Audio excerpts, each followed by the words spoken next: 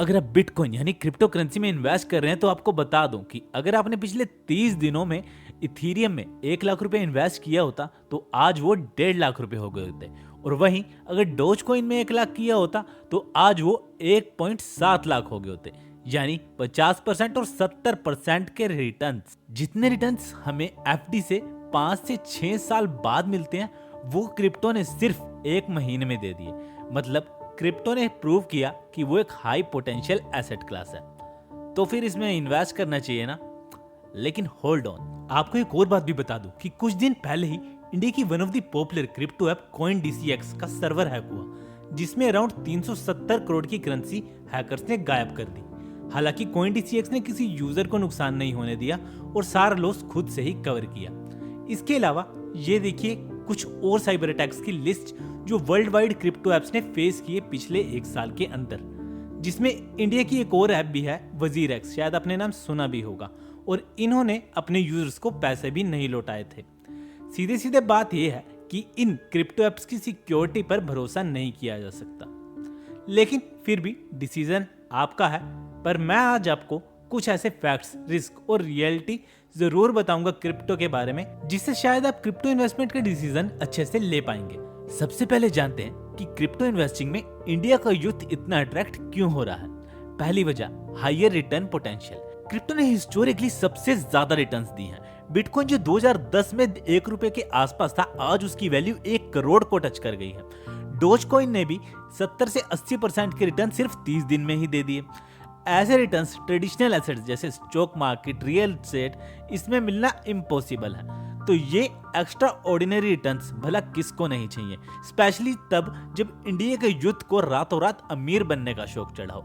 इसीलिए इंडिया के youth crypto currency जैसी चीजों की तरफ बहुत ही स्पीड से अट्रैक्ट हो रहा है। दूसरी चीज जो क्रिप्टो को इंटरेस्टिंग बनाती है वो ये है कि ये डिसेंट्रलाइज है, यानी क्रिप्टो किसी बैंक या गवर्नमेंट के अंडर नहीं आता और इसमें कोई आपकी ट्रांजैक्शंस और प्रॉफिट्स ट्रैक नहीं कर सकता। हालांकि ये प्राइवेसी इंडिया वालों के लिए नहीं है, क्योंकि इंडिया में जो भी क्रिप्टो की मेन ऐप्स हैं जैसे जीरोधा, CoinDCX, इन सभी पर हमें KYC करनी पड़ती है। मतलब अपना पैन कार्ड कनेक्ट करना पड़ता है, जिससे जो भी प्रॉफिट या लॉस आप लेते हो वो गवर्नमेंट को पता होता है। तो प्रैक्टिकल लेवल पे ये पार्शियली डिसेंट्रलाइज है इंडिया में। खैर, थर्ड पॉइंट जिसकी वजह से इंडिया पॉपुलेशन क्रिप्टो में इन्वेस्ट कर रहा है, जो मुझे भी थोड़ा अच्छा लगता है, वो ये है कि इसमें आप 24/7 ट्रेड कर सकते हैं। यस, स्टॉक मार्केट दोपहर को बंद हो जाती है और वीकेंड्स पर भी क्लोज रहती है, लेकिन क्रिप्टो का बाजार हमेशा खुला रहता है, फिर चाहे आपका वीकेंड हो या रात के 2 बजे हो, आप किसी भी वक्त इसमें ट्रेड कर सकते हैं। जिस वजह से जो वाले लोग जो शाम को 6 बजे के बाद ही घर पर आते हैं वो भी इसका फायदा उठा सकते हैं, और इसी वजह से इसमें उनकी इन्वेस्टिंग बढ़ती जा रही है। लेकिन ये सब तो थी पॉजिटिव बातें। चलिए अब क्रिप्टो को थोड़ा सा डीपली भी समझ लेते हैं, ताकि आप अपने पैसों के साथ सही डिसीजन ले पाएं। तो सबसे पहले बात करते हैं वोलेटिलिटी। क्रिप्टो एक ऐसा मार्केट है जो डिमांड सप्लाई से नहीं बल्कि सेलिब्रिटी ट्वीट्स और हेडलाइन से ही हिल जाता है। एग्जाम्पल, इलोन मस्क ने 2021 में जब ट्वीट किया कि Doge coin is people's crypto, तो डोज का प्राइस 24 घंटे में 40% तक ऊपर चला गया। फिर जब उन्होंने बोला कि टेस्ला बिटकॉइन एक्सेप्ट नहीं करेगा, तो बिटकॉइन का प्राइस 20 से 30% क्रैश हो गया। डोनाल्ड ट्रंप ने भी ऐसा ही कहा। उन्होंने भी कहा कि crypto is a disaster waiting to happen. उसके बाद ही मार्केट में पैनिक आ गया। यानी ये लोग तो जब चाहे क्रिप्टो मार्केट को मैनिपुलेट कर सकते हैं, और जो प्रॉफिट आपने सालों से लिए होंगे वो एक ही झटके में खत्म हो सकते हैं।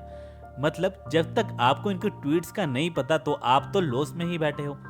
Second, institutional control. अब कहने को तो क्रिप्टो डिसेंट्रलाइज है, यानी किसी गवर्नमेंट या किसी एक कंट्रोल में नहीं है, लेकिन प्रैक्टिकल फैक्ट्स तो कुछ और ही बताते हैं। क्रिप्टो मार्केट का कंट्रोल कुछ चुनिंदा इंस्टीट्यूशंस और बिलियनर्स के हाथ में है, जिन पर हम जैसे इन्वेस्टर्स डिपेंड करते हैं। आइए देखिए कैसे।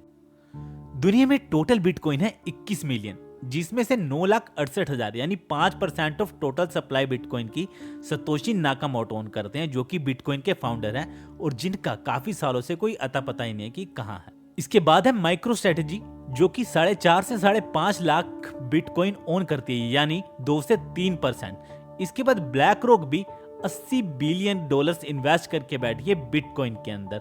और इसके बाद अदर बड़ी पब्लिक फर्म्स जैसे टेस्ला, मैराथन, गेमस्टॉक जैसी बड़ी बड़ी कंपनियां, इन सबको मिला दे तो वर्ल्ड के टोटल बिटकॉइन में से ना 50% से ज्यादा ये कुछ कंपनियां और कुछ बड़े लोग बिलियनर्स ओन करते हैं, और बाकी का पूरी दुनिया के लोग। अब खुद ही सोच लो, इनमें से अगर कोई भी बंदा अगर बल्क में बाय या सेल करेगा तो मार्केट तो हिलेगी ही, और फंसेंगे कौन? सिर्फ रिटेल इन्वेस्टर्स यानी आप लोग। और इसी इम्बैलेंस की वजह से मैं पर्सनली क्रिप्टो को एक हाई रिस्क एसेट मानता हूं। और अब लास्ट पॉइंट, यानी अगर इतना कुछ समझने के बाद भी आपका इन्वेस्ट करने का थोड़ा बहुत मूड बना भी लेते हो तो हमारी गवर्नमेंट का टैक्सेशन आपका मूड खराब कर ही देगा। क्योंकि जहां यूके, सिंगापुर जैसी कंट्रीज में क्रिप्टो में प्रॉफिट पर नाम मात्र या कोई भी टैक्स नहीं लगता, वहीं इंडिया में क्रिप्टो पर फ्लैट 30% टैक्स है। मतलब अगर आपने 50,000 रुपए इन्वेस्ट करके 10,000 रुपए कमाया तो प्रॉफिट में से 30% यानी 3,000 रुपए आपको गवर्नमेंट को देना पड़ेगा, और 1% टीडीएस जो लगेगा अलग से, और बाकी के अदर टैक्स मिलाकर भी आपको बचेंगे सिर्फ 6400। हालांकि टीडीएस आपको बाद में क्रेडिट हो जाता है, लेकिन असली नुकसान ये नहीं है। असली लॉस तो तब होता है कि इंडिया में हमें लॉस सेट ऑफ भी अलाउड नहीं है।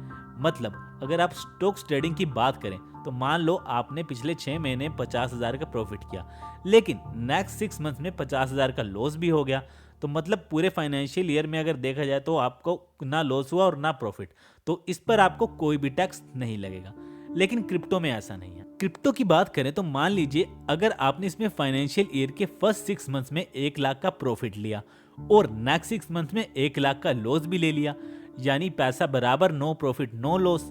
लेकिन प्रॉफिट जो आपको 1 लाख हुआ था ना, उसका 30% यानी 30,000 फिर भी आपको गवर्नमेंट को देना ही पड़ेगा, इवन इफ आपकी जेब में 1 रुपया भी ना हो, यानी 30,000 रुपए आपके बिना वजह चले गए। इतने नाजायज रूल्स हैं हमारे यहाँ क्रिप्टो को लेकर। मतलब आप जितना मर्जी कमा लो क्रिप्टो से तो टैक्स बहुत मोटा पड़ता है। बस इन्हीं सभी कारणों से मैं क्रिप्टो में इन्वेस्ट करने के लिए किसी को भी रिकमेंड नहीं करता। और अगर आपको फिर भी कहीं इन्वेस्ट करना ही है तो अपनी स्किल्स ग्रो करने में कीजिए, क्योंकि स्किल्स ग्रो करके आप क्रिप्टो या बाकी के भी किसी भी एसेट से भी ज्यादा रिटर्न्स जनरेट कर सकते हैं। चलिए, अगर आपको ये वीडियो नॉलेजेबल लगी हो तो हमारे चैनल को सब्सक्राइब कर देना, और हाँ, कमेंट में बताना कि आपका क्रिप्टो इन्वेस्टिंग को लेकर क्या विचार है। तो मिलते हैं अगली वीडियो में, तब तक के लिए टाटा बाय बाय।